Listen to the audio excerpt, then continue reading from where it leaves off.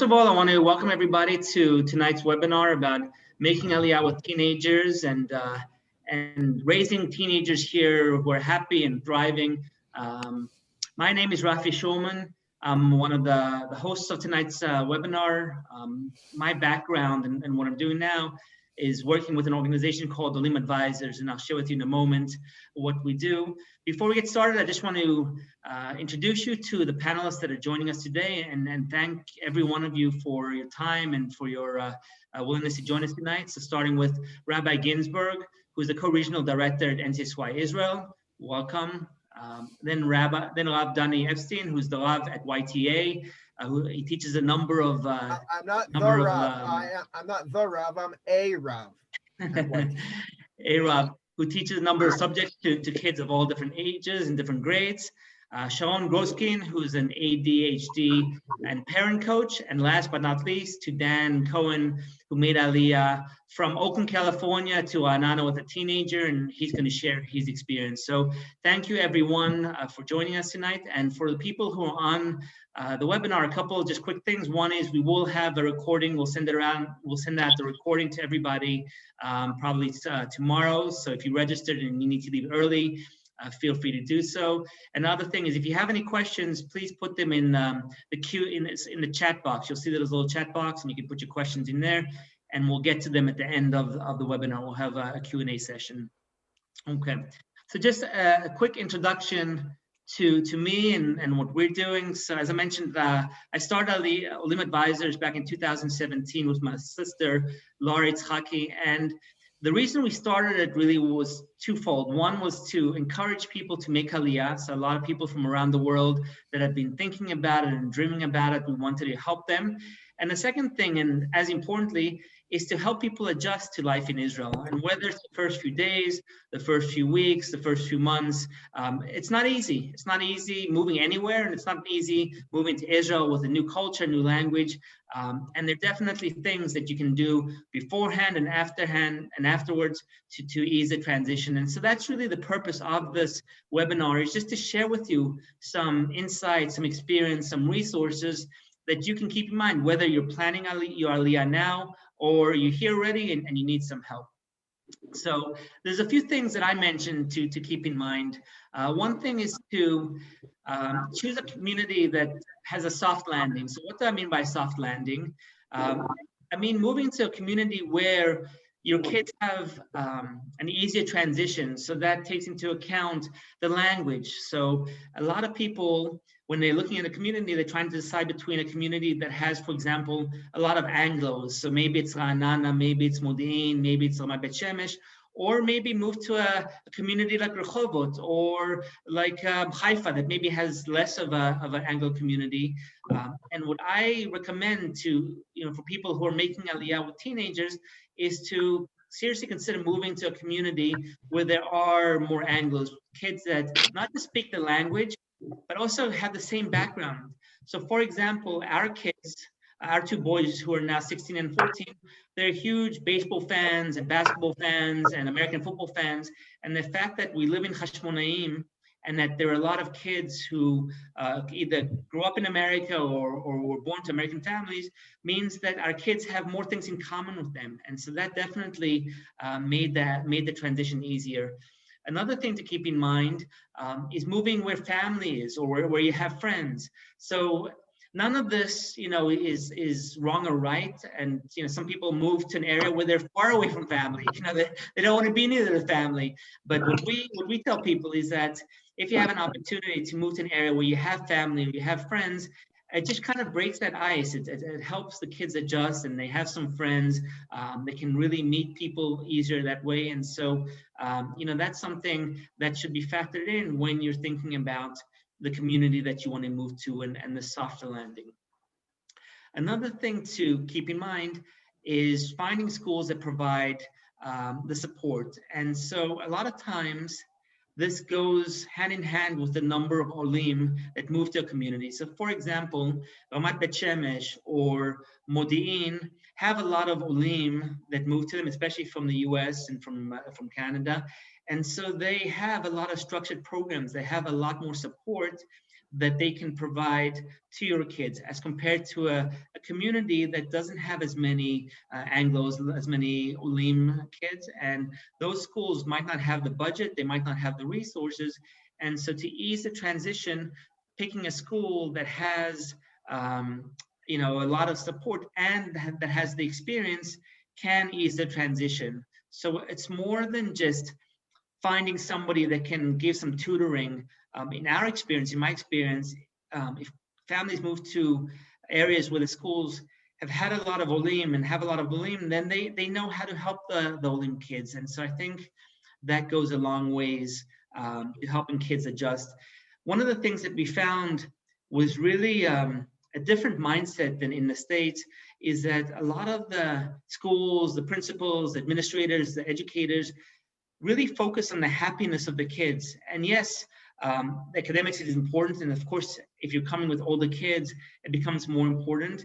But I think one of the amazing things about the philosophy and the mindset of schools and the staff is that first and foremost, it's let's make sure that the kid's happy, right? And then the academics will come along and we'll get them the support and they'll do okay. But I think finding the schools that have that mindset, that philosophy, that experience, I think goes a long ways.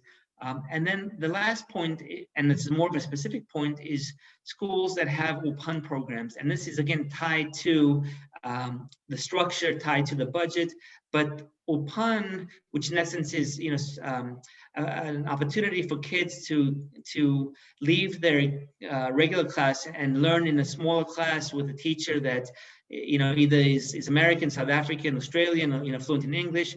I think having the structured UPAN program can really help kids adjust, can assimilate, can kind of catch up sooner than later. So these are a few things that I would recommend that you look for as you're looking at communities and schools. Now, that can go a long ways and that can really help, but in our experience, there's still a need for helping kids beyond the school. And so what we did is we found tutors, and it could be professional tutors, it could be teachers, it could be younger, 11th grader, 12th graders. I think that your kids will need that extra help. And in my experience, the sooner they can get that help, the more positive the experience, because a kid that's struggling in school, that's concerned about it, that's not doing well, really makes it hard for them to be successful and to be happy. And so I think any additional support that you can give them beyond what the school's giving them can really go a long ways in also speeding up that learning curve and speeding up that transition. So we talked about the schools and we talked about the kids. Let's talk for a couple minutes about the parents.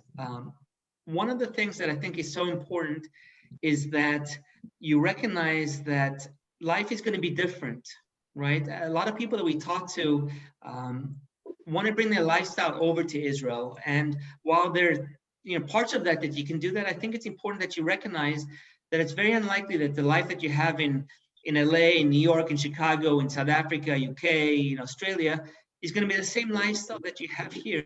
So it really comes down to setting your expectations, managing your expectations, and as importantly, sitting down with your kids and talking to them about the lifestyle. So they know, for example, if you're moving from suburbia to a city, or if you're moving from an area that's very populated to one that's not, really making sure that they understand, and more importantly, that you understand that the life is not going to be the same. And so I think that goes a long way, and it really kind of segues into my last point, which is keeping a positive attitude. And I'm sure that my co-hosts here will agree that if you have a positive attitude, and if your kids have a positive attitude, that will do probably more than anything else to get you through those tough days, to get you through those first few days, first few weeks, first few months, and to recognize that, it's okay that your kid is struggling, and to acknowledge those feelings and not just dismiss them, but tell them, look, this is what we're doing to help you. This is where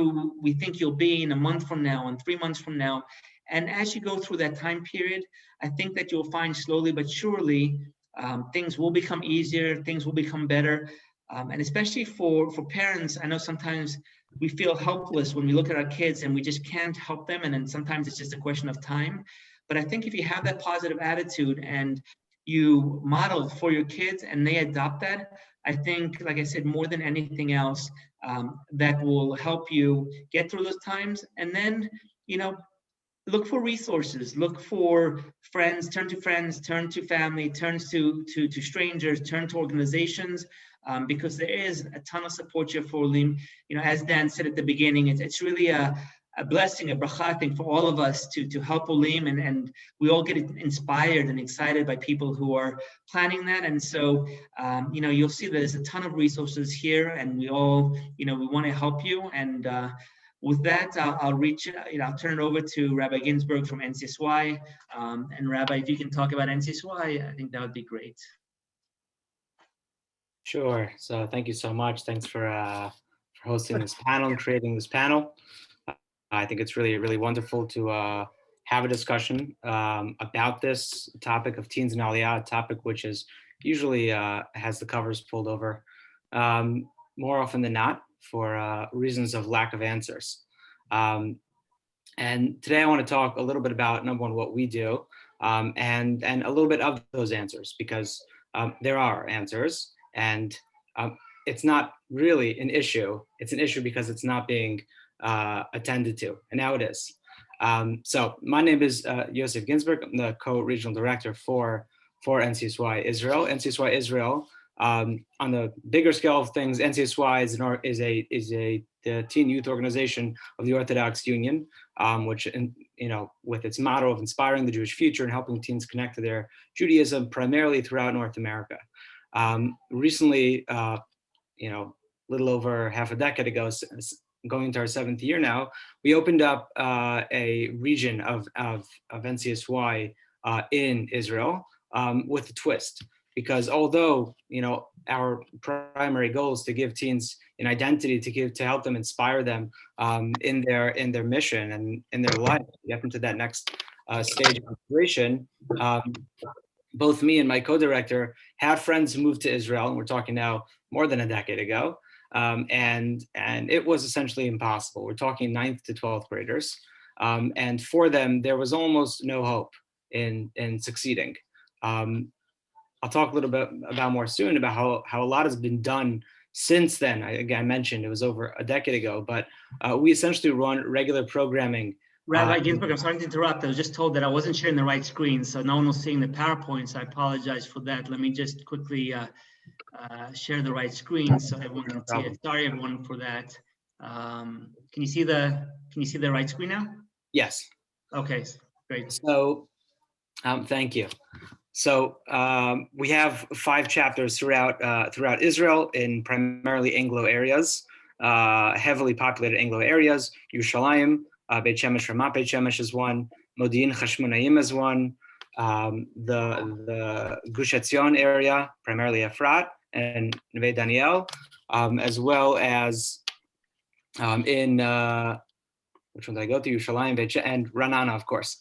And those areas each have a young couple director, husband and wife, who are there for the teens, are there to give them guidance, there to give them relationship. Now, why is this needed? A lot of people ask me, more often than you can imagine, well, isn't there Bnei Akiva? Isn't there Ariel? Isn't there, and you can name anything from Sofim. There are youth groups, up to the ceiling in this country, and they really are fantastic, many of them. There isn't a single youth group in this country for teenagers. Not a single one. Bnei Akiva, Ariel, again, I went through that list earlier. Those are for elementary school kids, and the high school kids, the top high school kid is then chosen to be, a madrich, or in charge of their specific unit. But there is no system in place where teenagers, 9th to 12th graders, are getting the attention they need from those that are above them. And therefore, our key are our advisors, our madrichim, madrichot, who have all done Shir Ulumi or the army, which is a need because that's the conversation that teens are having. So just to go through a couple of points of Aliyah with a teen, we've seen hundreds and hundreds of teens throughout the last couple of years, and I've gotten to speak with almost every single one of them. And it's incredible what they're able to do. And it's also incredible the challenge that come with them. So just to name you off some of those challenges and some of the things, some of the answers, some of the resolutions, and some of the things that might seem like to you that are challenges, which actually aren't challenges. Number one, let's start from before Aliyah. If you're making Aliyah with a teen, which is a challenge, it is. Many people like to drop the ball on them. Many families like to drop the ball on them. There's a kind of a dirty term called the Corbin child. Let's take a classic family of three, for example, where you'll have a very simple family. You have a 12th grader who's just graduating, and they can choose to go to some gap year program of their choosing, and they don't even have to do the integration process, so to speak. You have maybe a 5th grader or a 6th grader who still has time to kind of get the hang of things, learn the language, figure out the culture before all the difficult testing and challenges that come with life. And then you have your 9th and 10th grader, your 11th grader, who's in the middle of life, who loves it. And too often, parents are like, we're making Aliyah, now's the time, I got a job, it's working out, and you're coming with, congratulations. And what is the teen here? Leave your good life, leave everything that you want. Even if the teen likes Israel, now they might not, because they're not a part of that process. The first and most important thing, again, is not to say you get to make the decision with us necessarily. That's each family and their own relationship with their teenager. But to say, this is something we're thinking about. What are your thoughts? What are the challenges that come to mind? Is this something that maybe should wait a year or two? Maybe it isn't the best time always to do that. And this is a conversation you need to have with a teen before you've decided to make Aliyah.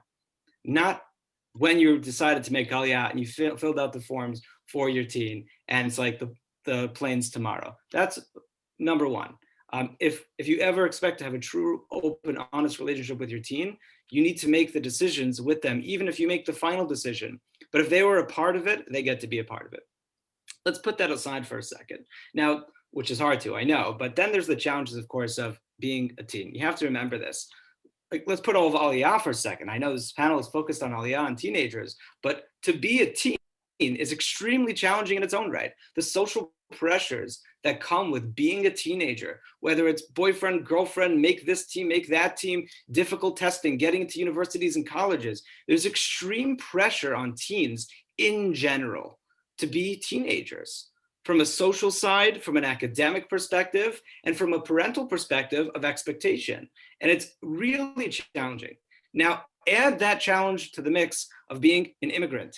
It's hard for us to think of ourselves as immigrants because we like to look at, people coming over the border from Mexico into the United States, or Eastern Europeans moving to America in the 1950s. But when you move to Israel with a different culture, you're an immigrant.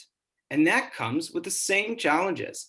And if you add being a teen to the mix, and then being a teen who's an immigrant, with an immigrant parent as well, an immigrant family from an immigrant community, there's real challenge there. Just know that you are an immigrant, whether you like it or not, whether you think Israelis, are pushy or not, and whether you can agree with the culture or not. You are seen as, and should see yourself, not in the negative sense, but in a realistic sense, that you and your teen are immigrants. And that's okay. Most of the country were or was at some point an immigrant. That's how Israel was created, which is coming off of Yom Ha'atzmaut. With that, there are different pressures and expectations that come when you're a teenager in, let's say, North America, as opposed to when you're in Israel.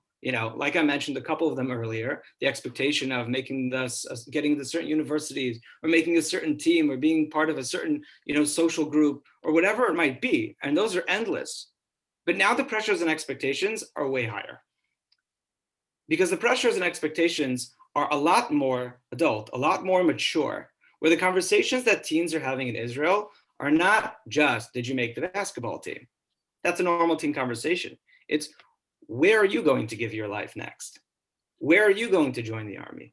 What are you going to do for Shir Leumi? And for somebody who couldn't decide, to get chocolate or vanilla in the ice cream menu, a normal teen decision in North America, here they're choosing which unit they're going to. And that's a very deep social pressure. And there's an expectation to do so. And you're almost seen as a failure if not. It's a very challenging thing that we have to understand that these are the conversation that teens are having from 9th grade already, of where are you going in the army? What do you want to do? What's your gap? Not just, are you going to a gap year program? Now, with all that aside, all these things are opportunities. All these things are opportunities to, number one, and to go back through that list as opportunities. Start with the negative, end with the positive, and the opportunity there if you make Aliyah with your teen will understand how important this is. How important this is to you, because it's very often and too often that we don't ask our teens their opinion. But when you include them in it and they become a part of the process, they see how important this is to you. They see that, oh, my parent's an immigrant, but no, my parent wants this because they think it's the best thing for me. And they think that this is the greatest thing for our family, for the Jewish people, etc. So by making Aliyah with your teen and including your teen, they will appreciate you that much more, and they'll include you more in their lives and in their mission. Again, challenge of being a teen. Ask them their challenges of being a teen.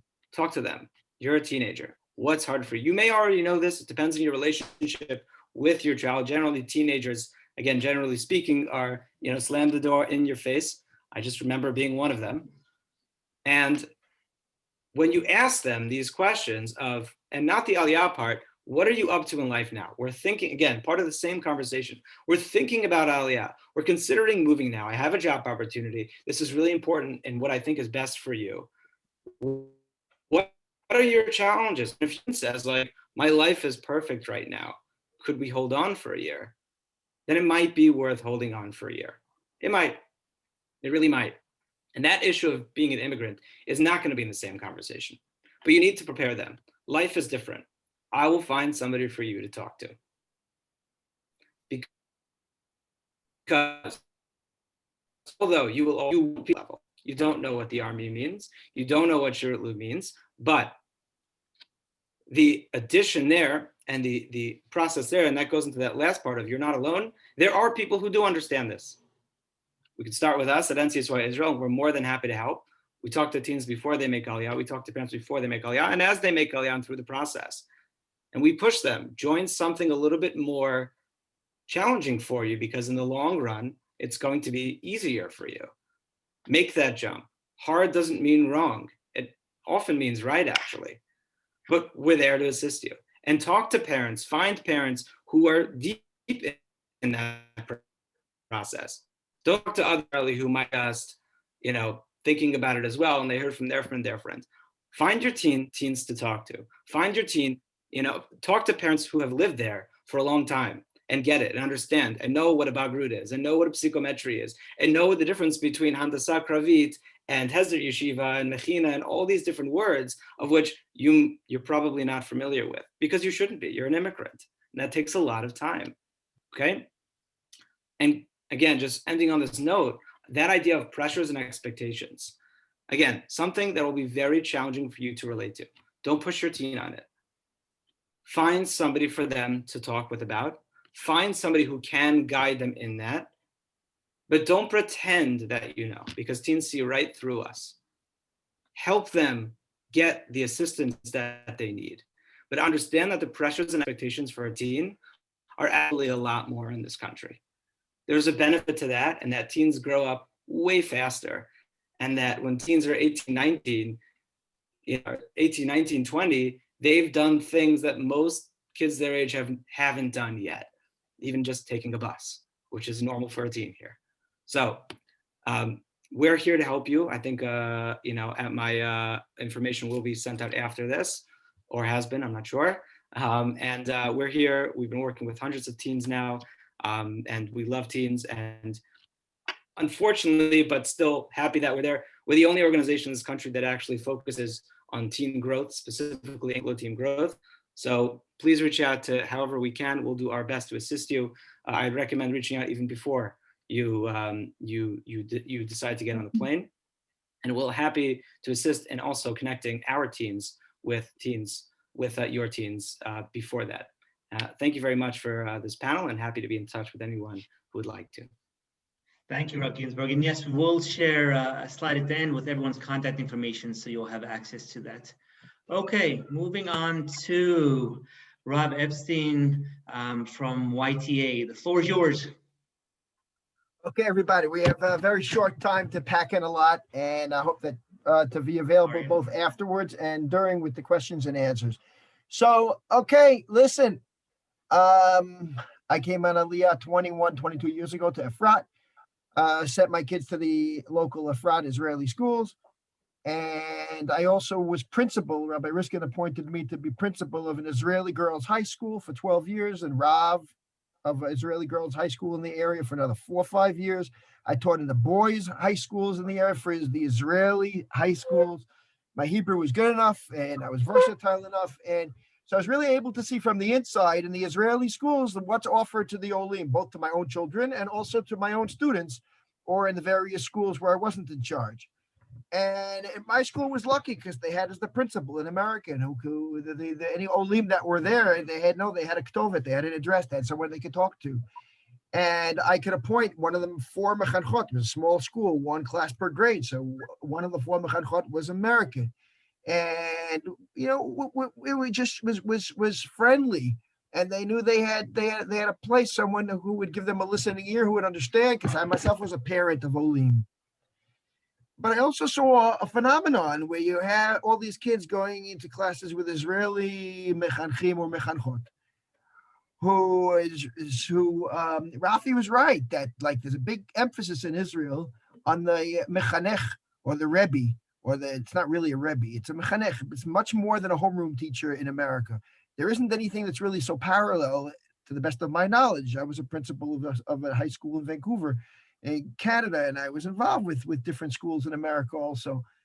The idea that you have a mechanech who is in charge of your emotional and social and intellectual academic growth in high school. So you have this Israeli mechanech who connects with the Israelis, and they might be very well-meaning, but they'll lift up their hands and they'll say, I don't know how to make a connection to someone who they're insecure about their own English language skills, and very often there's a barrier between the mechanech in the Israeli classroom, the Israeli mechanech, and the American Ole kid, and it's not easy to bridge. And I have to tell you frankly, from my experience, sometimes the teachers just give up because they have enough on their head with the Israelis. So Nebuch, poor. So what will be the resource or the person that will take the American kid Ole under their wings? So, for instance, I taught in Israeli high school where they set up a tea hour. It was my idea actually to have a tea hour, 8:00, one of the mornings.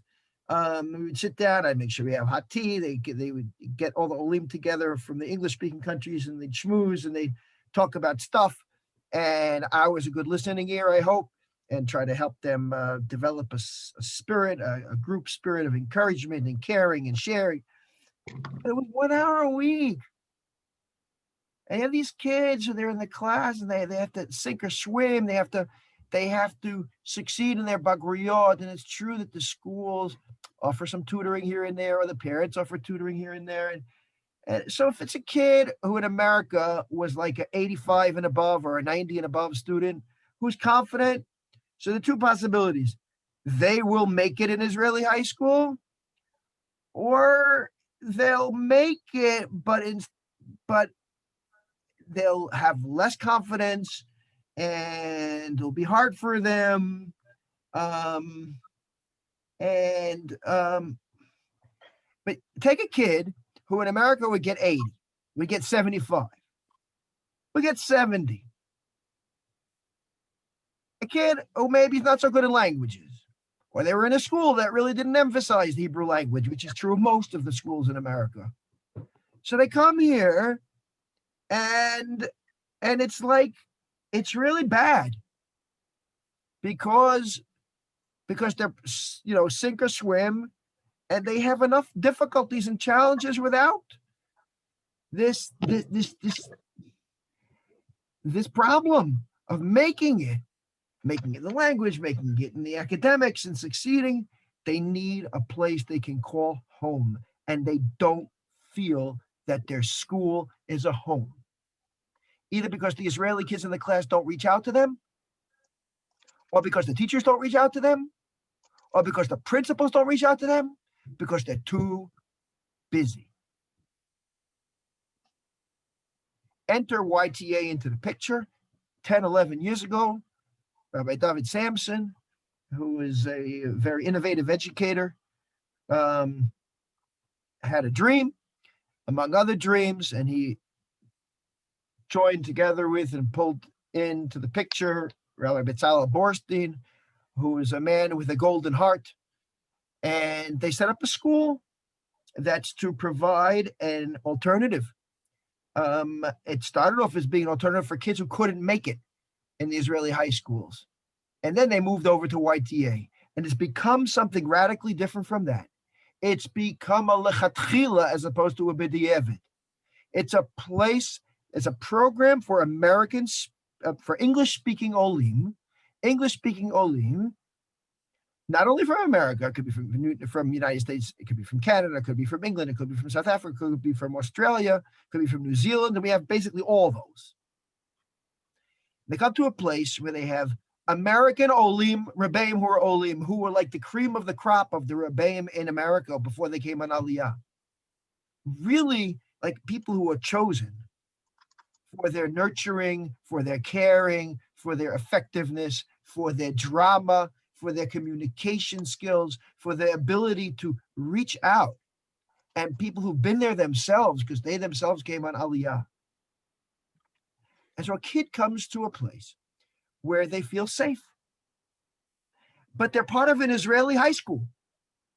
In the boys' case, it's part of Nativ Meir, one of the Israeli prestigious Bnei Akiva high schools. And they see Israeli peers their age getting into learning and in the Beit Midrash and singing and on Rosh Chodesh and dancing on Purim. And they play with them basketball. They study in certain classes with them. They hang out with them. There's opportunity for mingling, but it's not complete immersion where you like do or die. Forgive my saying this.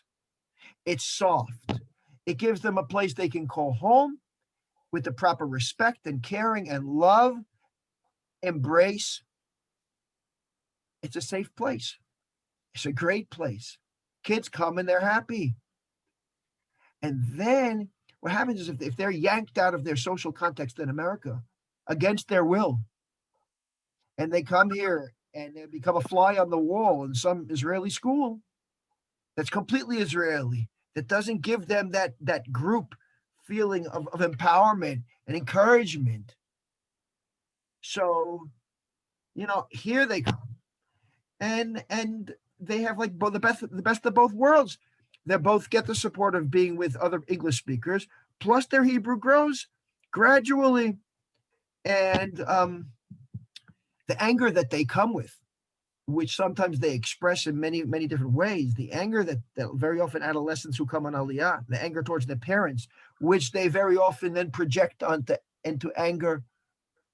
They don't want to like show their anger against their parents, so they'll take their anger and direct it towards the values that the parents represent, or the values that the parents stand for and hold so near and dear: religion, God. Let's be angry at God. So when they go to an Israeli high school, that's another dimension that's a problem, because they're not going to get spiritually turned on. It's going to be dry. It's going to be empty. But if they go to YTA and they have Rebbeim who speak their language, who can tell a story that can hit them in the heart and can connect them emotionally, spiritually, to faith, to belief, and someone who understands them, it's like it makes a world of difference. So I've been on both sides of the curtain. And I have to tell you that these kids, when they come, if they have anger inside of them for being forced to be here, pulled away from all their friends, where they were popular or they struggled to be popular, but they had a chance to be popular in America, and here they don't in an Israeli high school. Forgive my saying this as bluntly as I can. They come to YTA, they can be popular, they can be empowered, their self-confidence can blossom, and then they start to dilute, their anger starts to be diluted, dissipated. And then they slowly begin to identify and understand why they're here. They begin to feel Zionist. They begin to identify with the dream of their parents. And then they're ready They're ready to take on the challenge of the Israeli language. They used to think in Israel that the most important thing for Aliyah's success is the language. It's not. It's not. The most important thing is how you feel emotionally about being here. If you want to be here and you want to succeed, you'll figure out the language. When you're ready, you'll do it. And that's what happens. That's the gift of YTA boys, YTA girls. So you can notice I'm full of passion because I really believe it. And I see it in front of my eyes. I teach 9th grade, 10th grade, 11th grade, 12th grade. And I see them unfolding. I see them developing to a point that they're ready. They go to yeshivas. They go to Israeli yeshivot has their Israeli mechinot because they're ready to, because they want to. And they somehow or other, you'd be surprised by osmosis on the basketball court or where they live. You'd be surprised how much Hebrew they pick up along the way. And at YTA, the whole program is focused on helping them with their bagrut. It's like the breath of the place, the neshama of the place, the soul of the place. And so I think it's great. And I think it's the place to be. And I think if you really care about your kids, don't think of putting them first in an Israeli school, unless they're like the kind of kid who's like super basketball and gets 95s easily and is very popular. It could be damaging for them in an Israeli high school too. But okay, actually, they'll be fine. But if a kid who's not sure of themselves, send them to YTA. They'll come out loving themselves, they'll come out loving you, and they'll come out loving Israel. Thank you. Thank you, Rabbi Epstein. I appreciate it. Okay, Sharon, you're up. Let me just get your slide here. Go ahead. So I'll hand it over to you. Okay, can you see me now? The camera is working? Yeah. Okay, great. Perfect. Okay. Hi, everybody. My name is Sharon Gruskin. I'm a ADHD coach and a parent coach. And what I wanted to talk about is schools.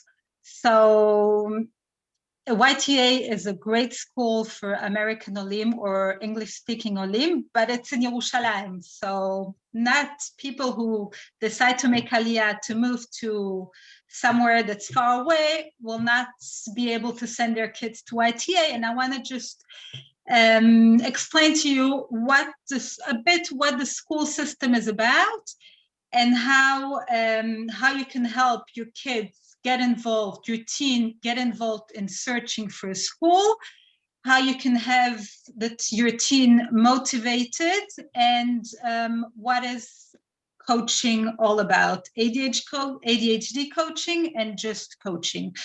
Okay, so in Israel, we have typically primary school goes from first grade to 6th grade. Some schools go till 8th grade, and then kids move on to the same school or to a different school in 9th grade. So if I'm not mistaken, YTA starts from 9th grade, and most high school starts from 9th grade till 12th grade. Also, boarding school starts in 9th grade. Now, after you decide where you want to live, you found a community, now you have to find a school for your teen. Now, what is it that you would want to look when you're searching for a school for your teen? Do you want a state high school? Do you want a state religious high school that's a mamlachti dati? Or perhaps a more Haredi school? Or democratic school, or there are all kinds of schools in Israel. And after you decided where you want to send him, what would you want, what is it that you have to look for in the school? Which school is there in the neighborhood that you want to live in? Is there a school that doesn't require too much transportation? Because if your teen is not used to traveling by bus, maybe it will be difficult for him just to go on the bus and travel for an hour and a half every day. Maybe it's better to find a school that's closer to your home. Which school provides extra help for Olim? Are there any other Olim in that grade? Maybe you can find parents who you can talk to see what the school gives, what's available. Does the school have long days? Is your teenager capable of sitting through a very long day? Are there activities after school activities available for the teenagers?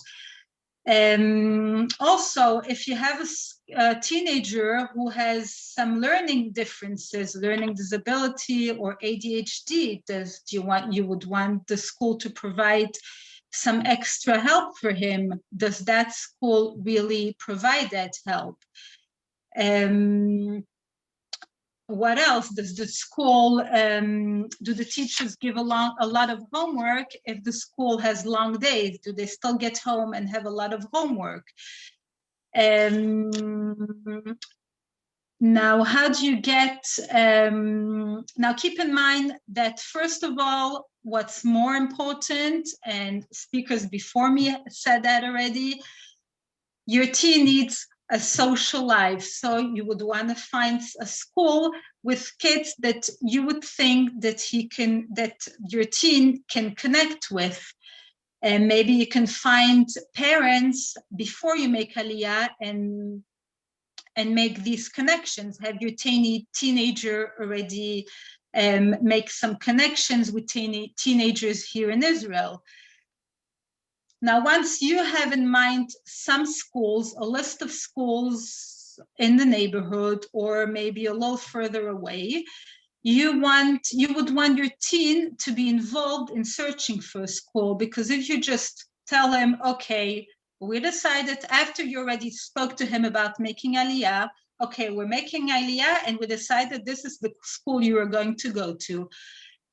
I'm not sure that your teenager will be very happy about it and work with you or be motivated to make Aliyah. Teenagers want to feel that they're part of a process. They want to be prepared. Now, assuming that they're prepared to making Aliyah, you spoke to them about the process of making Aliyah, and they're with you, they want to make Aliyah, you're talking positively about Israel, about making Aliyah. Now, you're sharing your thoughts about Aliyah with your team. Now, it's important to have your team be part of this decision, which school they're going to go to. Maybe ask your team to make a list of relevant considerations for a school. What would he like to have in a school? What's important for him? Make your team scale it by order of importance, and maybe encourage him to have a set of questions to the staff of whichever school you think would be appropriate. A few schools.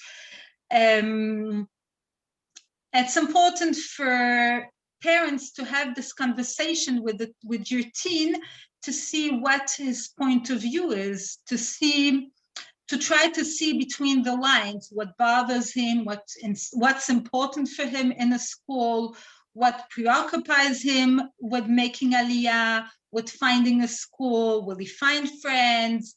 How will he make friends? Will it be difficult for him to make Aliyah? Will academically it be very difficult? So it's very important to have this conversation with your teen, and it should be held as dialogues and without stress. Go over the list of schools with him, maybe have Zoom you can have Zoom with the principals of the different schools, with teachers of different schools. Now, how can you prepare your teen for school before you make Aliyah, or even while you're in this, after you make Aliyah? First of all, what I think is important is have him learn Hebrew, helping them with their Hebrew skills, either online Hebrew sessions or through a private tutor that today is very easily be done by Zoom, online, whatever it is. What's I think is also very important, once you find you know where you're going to live, or after you decided which school you want to send or together you decided which school is the best fit for your teen, you can find out what the current sports are in that particular school, what the fashion is, so that they can feel that they belong, that they don't come with a sport that they don't play in that school, or with clothing that is not that kids don't wear in that school, etc. And maybe encourage your teen to start communicating with teens in Israel even before making Aliyah.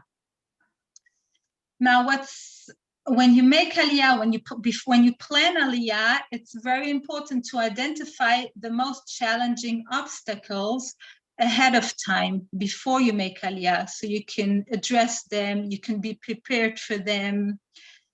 And teens feel much more in control. When they feel that they're much more in control, they'll be also much more cooperative. Now, kids need to be motivated to make Aliyah. Now, motivational deficit is typical for teenagers, not just kids, not just teenagers who make Aliyah. It's typical for all teenagers. They have motivational deficits. Sometimes they just don't want to study, etc. Now, what can be very helpful is to identify your teen's strengths. Once you identify their strengths, to see what they're good in, you can, if they're good in sports, you can find a school that promotes sports, has a lot of sports. If you have a daughter who's very into arts, you can find a school that has a lot of art classes, or bagrut that they can do in art. You have schools where it's dance, there's a lot of dance, there's a lot of painting, or whatever it is. There's a lot of opportunities and different tracks for kids. If they're good in computers, you can find a school that has a track for computers. Just to identify what your teen's strengths are, and just push him towards these, to identify what the strengths are and push him to thrive and to be, to thrive in whatever he's good in. Now, also, another thing I want to touch on very shortly is if you come with a teenager or even a kid who has ADHD or learning disability. I'll just touch it for one moment. If you have more questions, you can just call me, email me, whatever.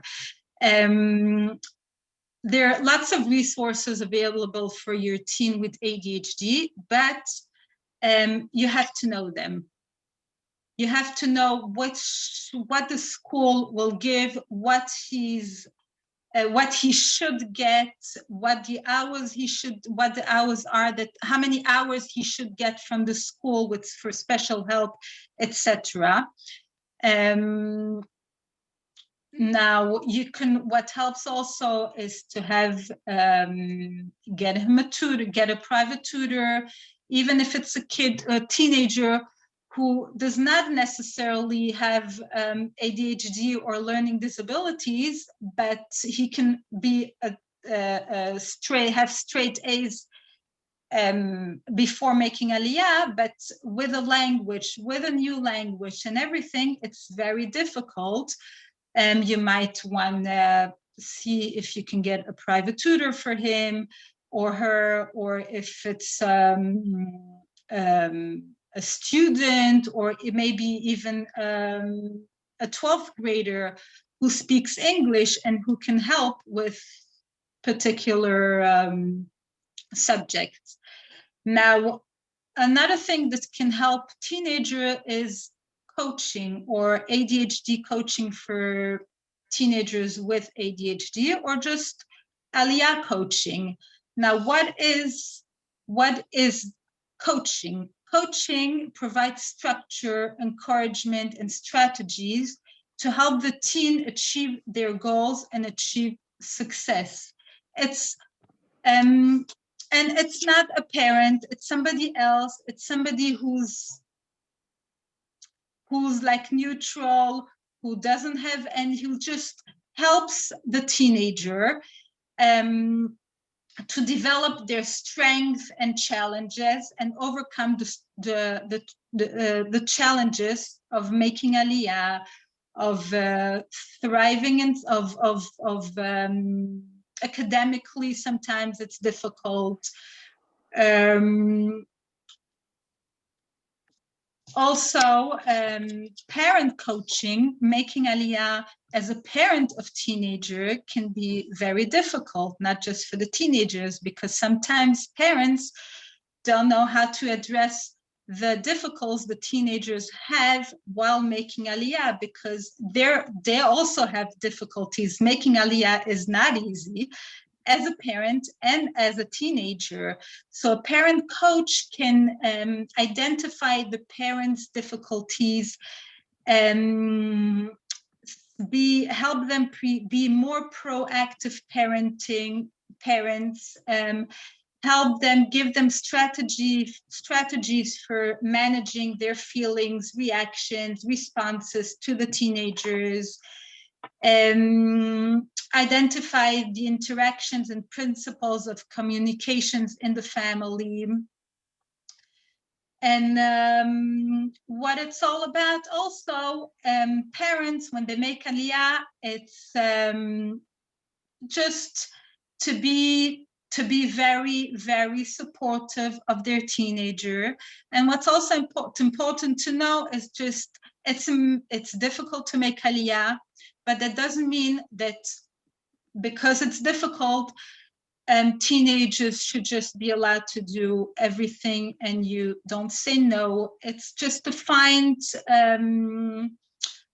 a way to say, for some things to say no, to say yes for other things, to be very supportive, and to know to be able to say to your child who comes, your teenager who comes and says it's really difficult, he's angry, she's angry, to be able to say, we know it's difficult for you, but let's see what we can do to help you to make it work. So thank you. Great, Sharon. Thank you so much. Okay, Dan, you're up.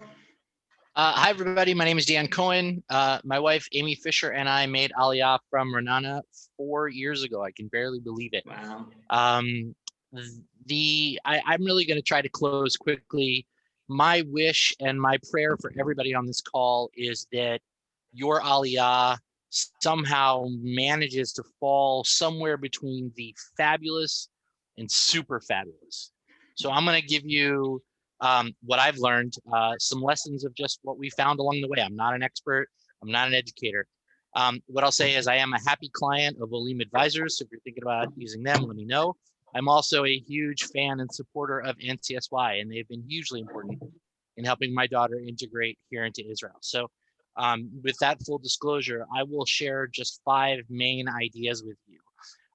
The first is that the advice that we got from peers of ours who had successfully made Aliyah one way or the other is that in year 1, it has to be all about social. This was as true for my teenager as it was for my 3rd grader, making sure that they were set up with good kids, friends, allies in the school, and that they were surrounded by a feeling of love and welcome was critically important. that also goes with the notion of my wife and I made a choice when we made Aliyah that we were going to make one hard decision, which was to leave a fantastic community in Oakland, California, and make Aliyah. And that was the hard decision. And then after that, we were going to make a series of what we thought were very easy, very soft landing focused decisions. So Renana for us was a very soft landing. We've landed in the British South African side of town at a shul that feels very much like the shul we grew up in Oakland as a family. People have a very similar sensibility, and our kids are surrounded by kids who have a very similar sensibility. So I would just encourage you, as you think about what success looks like in that first year, whether you're here right now or whether you're thinking about it, is to focus on the social. The second is to really try to think about defining expectations in a way that that works for you and your family and not for everybody else. Whether you like Tiger Woods or not, one of the things that made him a fantastic golfer is that his dad took him out on the golf course as a kid, and par was not 72, par was 150. Because for a 6-year-old kid whacking a ball around, par 72 isn't even possible, but 150 is absolutely possible. So Tiger Woods' dad redefined what success could look like. And what I would urge you to think about is to do the exact same thing for your kid. What may have been success for you in Teaneck or in Newton or anywhere else in America, in Dallas, may not be what success looks like here. So having an agreement about what that means, focusing on the positive about success and helping them see positive milestones along the way. Again, whether it's picking their school, whether it's self-advocating in their school, whether it's helping them network so that they can make friends on their own terms. The third thing, and this is also fascinating for us who come from a type A driven culture in America, is that here it's really not about college. It really isn't. And Yosef talked about it. These kids have to make gigantic decisions when they are 15, 16, 17, 18 years old about how they're going to spend their military service. So whereas in America, it was about burnishing your college resume, here it's really thinking about, okay, what are the options for someone like me? And how can I succeed best in doing that? So it's the roadmap isn't so specific that you have to be great student means great college means the right grad school. The paths to success look a lot different. Conversely, what I would say is that the students are forced to self-advocate for themselves. Again, whether it's in a great environment like what Danny provides at YTA, or if it's in their own modern Orthodox, all girls school where my high school girl goes, she's had to learn to self-advocate. And that's actually a very important skill. We were with friends over the weekend and their son was actually having a little bit of trouble in the Army. And she said, one of the things is, it's not like the Army has parent-teacher conferences. I could go in and explain to his sergeant exactly what's going on, but that's not how it works. So the child has to learn how to self-advocate. And the sooner that we give them platforms to do that, the better. Fourth, I would just say that there is a constant balance and tension between freedom and responsibility. Whether it's your daughter getting on a bus to go to a different town to see friends or to participate in NCSY, or whether it's deciding, okay, my fourth grader is ready for a smartphone and all the responsibilities that goes with. So understanding that there's always going to be tensions between freedom and responsibility, and it's going to look a lot different than the way it looked in America. And finally, what I would say is that the peer groups do matter, just like in America, the peer groups matter a lot. So while you may not have control over the peer group, setting your kids up, making sure they're surrounded with kids that you would want them to hang out with, if at all possible, making sure you bring those kids into your home, making sure you move to a community that's known for having kids that you want to be around, or where you see, frankly, the finished product. One of the things that attracted us to Oakland a long time ago was we saw what the kids looked like when they grew up. So here in Renana, we're surrounded by families where, okay, we kind of like the trajectory of where those kids have gone. It doesn't always work perfectly, but giving your kids opportunity to meet, to network, to leverage groups like NCSY can matter a lot. So my final prayer for you again, keep it easy, keep it simple. Focus on the social when your kids get here, and recognize that success looks a lot different here than it does in America. With that, my contact information is going to be on the last slide. I'm happy to talk to anybody anytime, but if you're thinking about coming here, come. The water's warm, and if you're already here, if my experience can be useful, I'm happy to share anything we've learned. Thank you. Thanks, Dan. Here, I'll put the contact information on, and thank you to all of you. I'd like to just take a few minutes. I know we're running a little long, but just maybe 5 minutes or so just to answer a couple of questions. So the question here, but specifically about Ra'anana. So Dan, if they can reach out to you, I think it would be helpful for you, for them to call to you. Then there's a general question about moving before and after high school. And I guess there's a couple of elements. One is social and one is academic. So Rabbi Ginsburg, if you want to talk about the social part, does it make a difference if somebody's moving before 9th grade or after 9th grade? What have you seen? What's your thoughts on that? Well, I mean, there's it's really a great question. I'll say there's a social aspect that should be tailored to each kid. Each kid needs something different socially. For some, that's as little friends as possible. For some, that's as many friends as possible, and everything in between. So that's not something that's age-based, I would say. That's something that's personality-based. In terms of moving before 9th grade and after 9th grade, I would say it does start a little bit earlier already. 6th grade is already on the way to high school. There is a difference here. Junior high is more real in Israel, but there is a difference in 9th grade, 8th grade, and 9th grade, etc. So there is a difference, but the challenges are similar. The extreme challenges really begin to step in 11th and 12th grade when the Bagriyot come up and they make the regions look like a joke. They're quite challenging, but they're doable for everyone. They really are with hard work. Okay, great. And Ragdani, from an academic point of view, what are your thoughts about that if somebody's coming before 9th grade versus, say, before 10th grade? Okay, so if the question is when a person should come on Aliyah, then, that's a very personal question. Depends on the family, whatever works, just make sure to come. I think it's great. And even if I gave the impression that it's going to be difficult, it's doable. And yes, there's so much that has been achieved in the Israeli high schools that is much, much better than it was when I was there 10 years ago, but still, it's going to be fine. And that's the message that you should give your kid, and you're going to give them that support and that love and that encouragement, and you're going to make all the connections to help them, and you're going to be understanding. So if the issue is when to come on Aliyah, come whenever it works for you, obviously earlier rather than later. The earlier the kids come, the more chance that they have to pick up stuff, whether it be language, whether it be academics, to learn the terminology, to learn the social cues, and that's better. The earlier, the better. But I think that it wasn't really the question. The question was, okay, fine. So what about changing over? Like maybe I'll send him to an Israeli school, and then I'll let them. If it doesn't work, then they'll switch. That's from YTA's perspective. Again, you have to speak to Rav Borstein. Rav Betzalel Borstein is an angel. He's very accessible, and he's a good person to talk to and to meet with. Come by. And also the principal of the girls' YTA.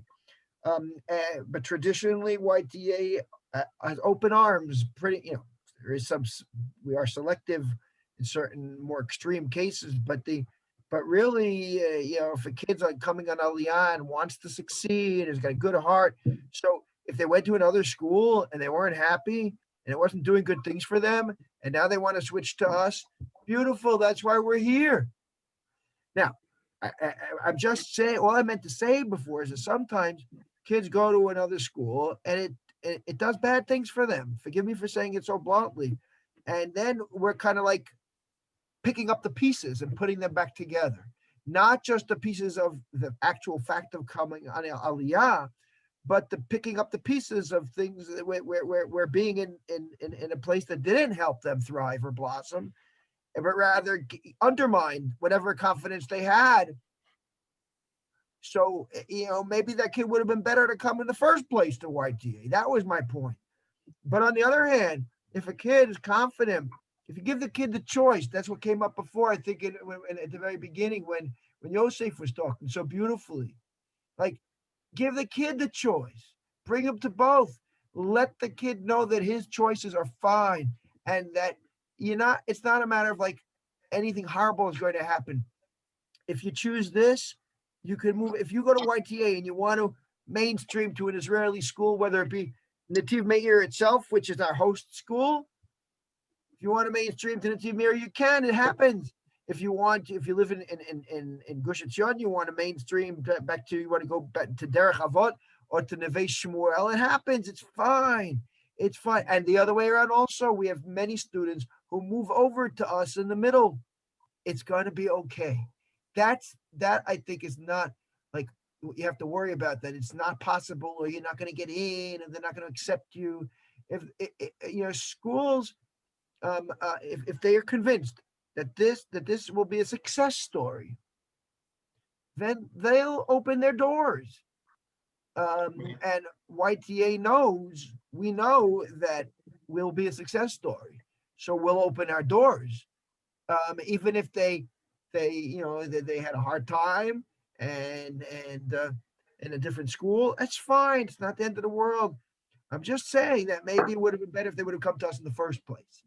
But it's all good, and you're going to be fine.